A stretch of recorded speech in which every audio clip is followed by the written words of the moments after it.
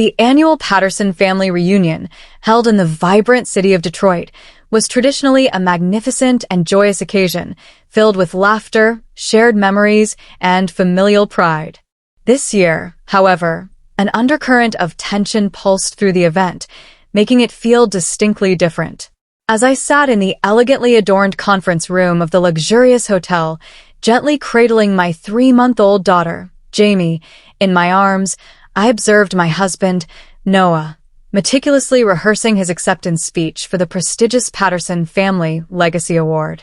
The bitter irony of him being honored for upholding family values was not lost on me, especially after the shocking discovery I had made on his phone earlier that morning. My name is Shannon, and at 31, I had believed my life was a tapestry of perfection, a thriving marriage, a beautiful newborn daughter, and a respected position within one of Detroit's most esteemed families. Noah, the golden child of Patterson Industries, had seamlessly followed in his father's illustrious footsteps, serving as the vice president of operations. The world saw us as the epitome of a perfect couple, and I, too, had once basked in that illusion. That is, until his phone buzzed insistently during breakfast. He had carelessly left it on the polished desk in our hotel room while he showered. I wouldn't have glanced at it under normal circumstances, but a notification preview caught my eye. Missing you already. Last night was incredible, from someone named Kate P., executive assistant. With trembling hands and Jamie sleeping peacefully in her carrier, I unlocked his phone. His password, touchingly, was still our wedding date, a detail he had neglected to change. What I uncovered churned my stomach. Hundreds of illicit messages, compromising photos, and plans for a clandestine trip to the Bahamas, all involving Kate Parker, his newly appointed assistant. Now, as I watched Noah practice his speech about family loyalty and traditional values, a strange, resolute calm settled over me. The conference room's state-of-the-art audiovisual system was primed for his presentation, complete with a large projector screen and a sophisticated video conferencing setup. As an IT project manager, I was intimately familiar with the workings of such systems. "Shannon, dear," my mother-in-law, Patricia, called out, approaching with her impeccably styled hair and a polished society smile. "Is everything prepared for Noah's speech? This award is so significant for the family." "Almost," I replied, adjusting Jamie's soft blanket with care. "I just need to verify the technical setup one final time." Patricia beamed, her eyes sparkling with pride. "You're always so thorough. We're truly blessed to have you in the family." If only she knew the truth about her cherished son's indiscretions. But soon she would. I had noticed Kate's online status shift to available on Noah's phone, right on cue. She was likely anticipating their routine morning video call. I stood, gently placing Jamie into her grandmother's eager arms. "Would you mind watching her for a moment? I need to assist Noah with the presentation setup." The conference room buzzed with anticipation as extended family members settled into their seats. Noah's younger sister, Nicole, was meticulously arranging vibrant flowers on the podium, while his father, Robert, the authoritative CEO of Patterson Industries, reviewed his introductory remarks. The irony of the family preparing to celebrate Noah's integrity was almost palpable. I approached the AV control panel, Jamie's soft coos still faintly audible from where she rested with Patricia. Just double-checking the connections, I told the hotel's technician with a practiced smile, watching as he finalized the setup. My IT expertise made the next steps crystal clear. The system was configured to automatically display any incoming video calls on the main screen. Noah's phone buzzed again in my hand. Another message from Kate. "Can't wait for our morning check-in, handsome. I have a surprise for you, smiley face." I glanced up at my husband, who was now charming elderly relatives with the disarming smile that had once captivated me. He was blissfully unaware that I had seen their treacherous plans, how they had schemed to leverage his family connections to launch their own company, how they had mocked my preoccupation with our newborn as a convenient distraction. "5 minutes until we begin," Robert announced, his voice carrying the weight of a seasoned boardroom leader. "Shannon, is everything set for the presentation?" "Almost perfect," I replied, my tone steady despite the storm brewing within me. I just need Noah's phone to connect for the slideshow. Noah strode over, straightening his tie with a confident air. Here you go, honey, he said, handing me his phone without a hint of suspicion. You're always better with the technical stuff. I connected his phone to the system, knowing that Kate's call was imminent, the same daily 10 a.m. meeting that had been occurring while I was occupied with pediatrician visits and client calls. Everyone, please take your seats, Patricia called out, still cradling Jamie. We're about to honor a very special member of the Patterson family. The lights dimmed slightly, and Noah took his place at the podium. Robert stepped forward to deliver his introduction, extolling the virtues of family legacy and the paramount importance of moral character in business. I sat in the front row beside Patricia and Jamie, my eyes fixed on the small green indicator light on the AV panel. Kate was punctual as always. Her incoming video call was moments away from connecting. Noah cleared his throat, preparing to accept his award, oblivious to the impending unraveling of his carefully curated world. The Patterson name has always stood for integrity, Robert declared, his voice brimming with paternal pride. And no one exemplifies our values better than my son, Noah. The large screen behind them flickered to life. Kate's face appeared, her blonde hair artfully tousled, dressed in attire that was distinctly unprofessional. The room fell into a stunned silence. Hey, handsome, she purred, clearly unaware that she was broadcasting to an audience of family members. Missing you already. That quick meeting in your office this morning wasn't nearly enough. Noah's face blanched. He spun around, his eyes locking onto the screen, then turned back to me, horror etched across his features. I met his gaze with unwavering calm, gently bouncing Jamie on my knee. I thought we could discuss those plans to break away from your father's company, Kate continued, adjusting her camera obliviously. I've already started reaching out to some of Patterson Industries' clients. They're very interested in what we have to offer. Patricia's hand flew to her mouth in shock. Robert's expression hardened as his company's name echoed through the room. The silence was deafening, broken only by Kate's voice and Jamie's quiet coos. Your wife's obviously too busy with the baby to notice anything, Kate laughed. And once we get your family's main investors on board. Kate, stop. Noah finally croaked, his voice hoarse with panic. She froze, her eyes widening as she registered the conference room, the gathered family, and me sitting calmly in the front row with our daughter. Oh my God, she whispered, her face paling before the screen went black as she disconnected. Robert broke the silence, his voice icy. Son, my office. Now. Shannon, I can explain, Noah stammered, but I cut him off. I think Kate explained everything quite clearly, I said, my voice steady and resolute. Though I'm sure the board will be eager to hear more about your plans to undermine the company. As the weight of the moment settled over the conference room, Patricia sat in stunned silence, tears streaming down her face, her hands still tightly clutching Jamie's diaper bag. Around us, the murmurs of shocked family members filled the air, their whispers a soft cacophony of disbelief. Phones were discreetly pulled from pockets, fingers tapping furiously as the decades-long sterling reputation of the Patterson family began to crumble in real time, broadcast across social networks and group chats. I rose to my feet, calmly gathering Jamie's belongings, my resolve unshaken. I'll have my lawyer contact you, I told Noah, whose face seemed to have aged a decade in mere minutes, his once confident demeanor replaced by a hollow, desperate expression. I'm sure you understand I'll be seeking full custody. With Jamie secure in my arms, I walked out of the conference room, my steps deliberate and unwavering. Behind me, Robert's authoritative voice cut through the stunned silence, addressing the gathered family. I apologize for this unfortunate situation. The Legacy Award ceremony is, of course, postponed indefinitely. I didn't look back. Sometimes, karma requires no assistance. It simply needs the right stage to unveil the truth. The next 48 hours passed in a whirlwind of activity. I relocated with Jamie to a suite in a different hotel, seeking solace away from the chaos. My phone buzzed incessantly with calls and messages from Noah, each one ignored as I focused on protecting my daughter and planning our next steps.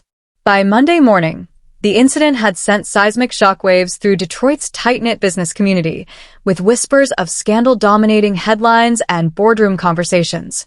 I sat in the sleek, modern office of my lawyer, Jessica Anderson, as she laid out our strategy.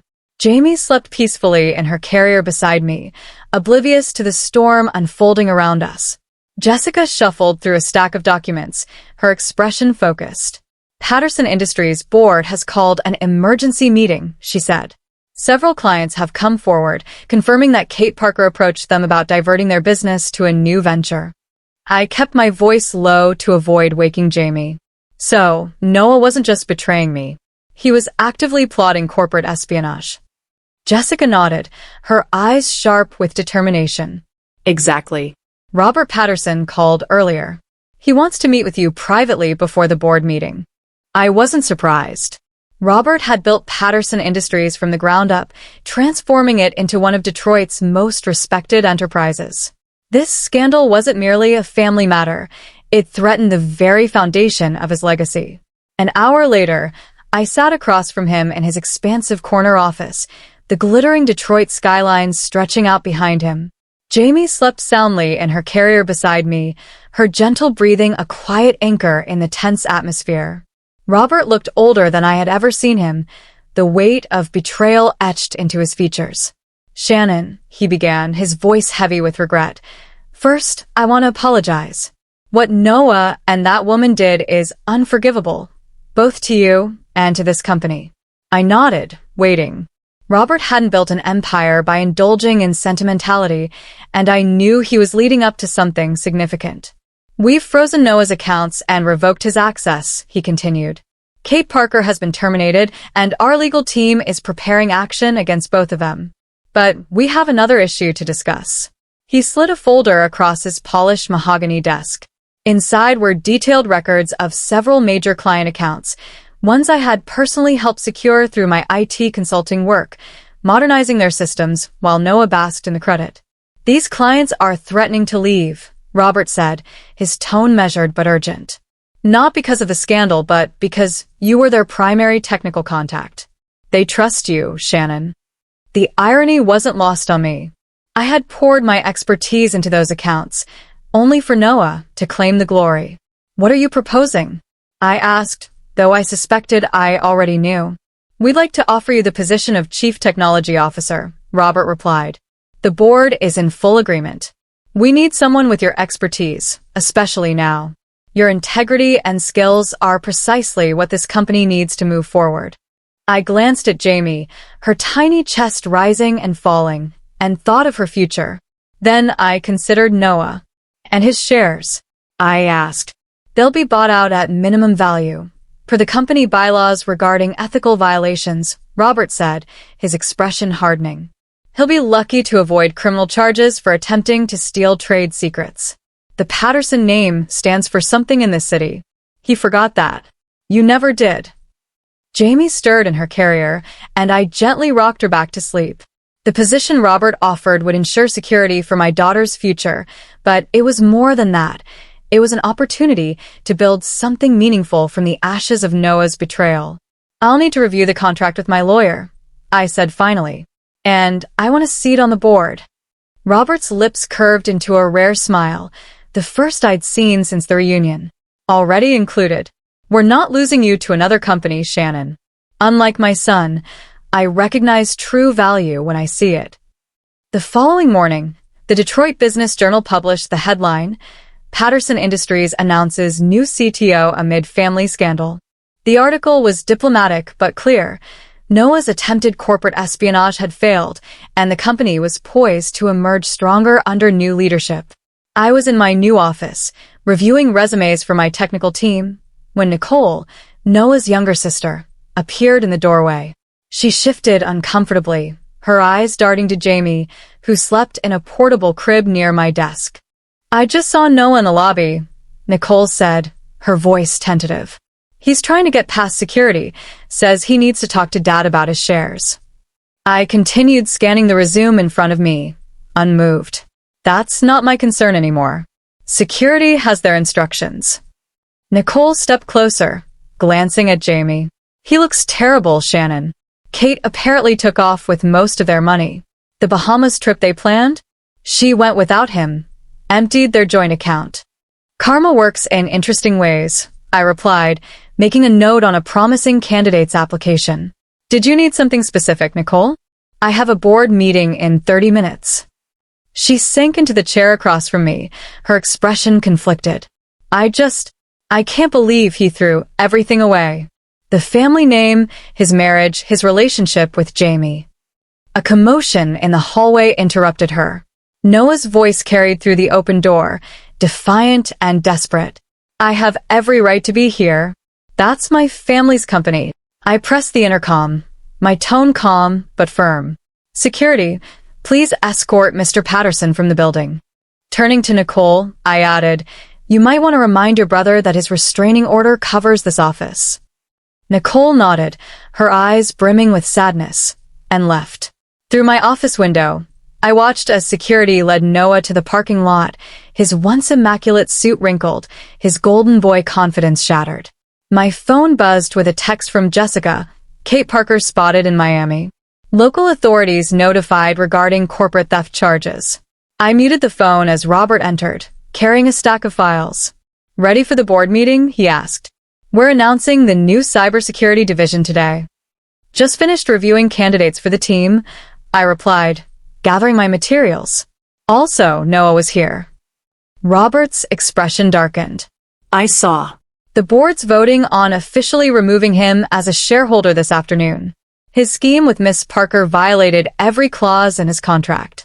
As we walked to the boardroom, employees nodded respectfully. Many of them my new hires, young tech professionals eager to help modernize Patterson Industries. In just 3 weeks, we had launched 2 innovative digital initiatives that had already attracted major clients.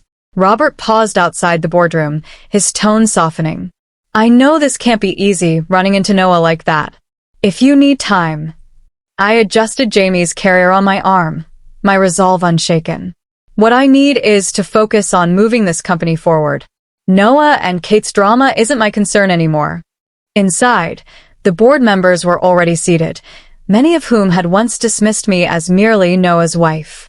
Now, their eyes held a new respect as I took my place at the table, ready to steer Patterson Industries into a future built on integrity and innovation, with Jamie by my side. As I took my seat at the boardroom table, the eyes of the board members, once dismissive of me as merely Noah's wife, now turned to me with respect and expectation. Let's begin, I said, my voice steady and authoritative. We have a company to run. Exactly 1 month after the family reunion scandal, I stood at the podium in the same conference room where Noah's betrayal had been laid bare, presenting our groundbreaking technology initiatives to a packed audience of investors. Our cybersecurity division has already secured contracts with 3 major financial institutions, I explained, gesturing to the vibrant growth charts projected behind me. Patterson Industries is poised to become a leader in financial technology protection. In the back of the room, a television played silently, tuned to a local news channel. I noticed a few board members glancing at it during my presentation. When I turned to switch slides, I understood why. Kate Parker's face filled the screen, her hands cuffed as she was led into a Miami courthouse. Without missing a beat, I continued, our second quarter projections show a 40% increase in tech sector revenue. Later, in my office, Robert filled me in on the details while I organized reports on my desk, Jamie happily playing with her toys in a cozy corner I had set up for her. Kate tried to sell proprietary information to one of our competitors, Robert said. Unfortunately for her, they had more integrity than she did. They contacted us immediately. And Noah? I asked, keeping my tone neutral as I sorted through documents. Still claiming he knew nothing about her attempts to steal company secrets, Robert replied, handing me a folder. But the evidence suggests otherwise. Inside were detailed notes about Patterson Industries clients, information only Noah could have accessed, along with emails outlining their plan to launch a competing company using stolen data and connections. The board's lawyers estimate he's facing significant legal consequences, both civil and criminal, Robert continued. I closed the folder, my focus shifting. That's not my concern anymore. Have you seen the proposal from the tech startup in Singapore? Before Robert could respond, my assistant Evelyn stepped in. Mrs. Patterson, sorry, Miss Kennedy. The developers are ready for the new system test. Thank you, Evelyn, I said, standing and gathering my tablet. Robert, we can discuss Singapore over dinner. Patricia's still coming to watch Jamie, right? He nodded, his gaze softening as he looked at his granddaughter. She's the only good thing that came from all this. As I headed to the development floor, I passed a wall of company photos. The old image of Noah and me at last year's charity gala had been replaced with a new one, me speaking at a tech conference, announcing Patterson Industries' digital transformation initiative. My phone buzzed with a news alert. Former exec assistant pleads guilty to corporate espionage, faces up to 15 years. Below it was a message from Noah's lawyer, attempting yet again to negotiate terms for his shares. I archived both without reading further. The development team was waiting, and we had real work to do. The company's future wasn't going to build itself. Okay, team, I said, entering the conference room filled with eager young developers. Show me what you've got. 1 year after the reunion incident, I stood in my office overlooking the bustling skyline of downtown Detroit. Jamie, now 2 years old, played with blocks at her little desk beside mine, already showing signs of her mother's technical aptitude by stacking them in intricate patterns and sequences. The morning's Detroit Business Journal lay on my desk, its headline bold, Patterson Industries reports record growth under new leadership. The article celebrated our successful expansion into cybersecurity and international markets, with our Singapore office exceeding all projections. My phone buzzed with a message from Jessica, my lawyer. Noah's final appeal denied. Full custody remains with you. His prison sentence starts next month. I set the phone aside, turning my attention to more pressing matters. Our development team was finalizing a revolutionary banking security system, and I had a board meeting to prepare for. Ms. Kennedy, Evelyn called from the doorway. The new tech team from Singapore is ready for their video conference. Thank you, Evelyn. I smiled at the irony. This was the same conference system that had exposed Noah and Kate's deception a year ago, now being used to expand the company globally. Jamie looked up from her blocks, waving at the familiar faces appearing on the screen. These were the people who mattered now. My team, my daughter, our future. Sometimes, the best revenge isn't about settling scores. It's about moving forward and building something better than what was lost. The day Noah reported to prison, I was delivering the keynote speech at Detroit's Women in Technology Summit. Standing at the podium, I looked out at a crowd of aspiring female tech leaders, many of them recent hires at Patterson Industries. Success isn't built on shortcuts or schemes, I told them, my mind briefly flashing to Noah and Kate's failed plans. It's built on innovation, integrity, and the courage to move forward when others try to hold you back. After the speech, as I answered questions from young women eager to follow in my footsteps, Robert sent a final update. Kate had been sentenced to 12 years for corporate espionage and fraud. The money she'd stolen was gone, squandered on luxury purchases in tropical locales before her arrest. That evening, as I picked up Jamie from Patricia's house, my former mother-in-law enveloped me in a tight hug. You've done more for the Patterson name than Noah ever did, she said, watching Jamie proudly show off her new coding game on her tablet. You turned our scandal into success. Driving home to our new house in Detroit's historic district, I reflected on the past year. Under my leadership, Patterson Industries had doubled in value. Our cybersecurity division was revolutionizing the industry, and Jamie was growing up in an environment that prized integrity over appearances. Sometimes, life's greatest betrayals pave the way for its most profound opportunities. You just have to be strong enough to walk through the fire and wise enough to build something extraordinary from the ashes. Please feel free to comment below if you like this. Remember to like and subscribers for more.